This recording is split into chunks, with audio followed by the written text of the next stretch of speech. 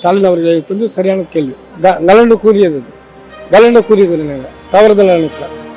முதலமைச்சர் தமிழ்நாட்டுக்கு உத்தரவு போட்டு ஆளுநர் வந்து சமர்ப்பிக்கலன்னா அது தவறு ஆளுநர் தான்.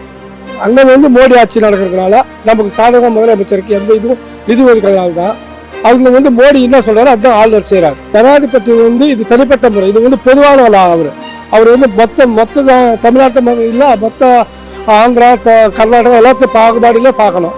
அவர் இதுக்கு இன்வால்வ் ஆகுறாரு. Is a forwarding agent, postman மட்டும்தான் அவர்.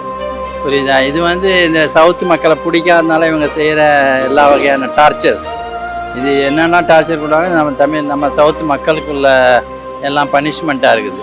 இது வந்து அந்த ஒரு அந்த ஒரு பொசிஷனே தேவையில்லை.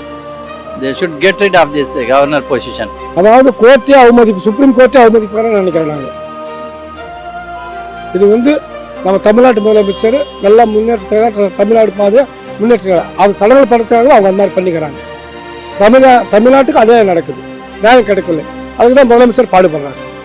என்ன காரணம்னா தனிப்பட்ட முறையில் முதலமைச்சர் அவர் ஒரு மெஜாரிட்டி நல்லா இருக்குது, இங்கே மக்களுக்கு நல்லா சேவை செய்கிறாரு.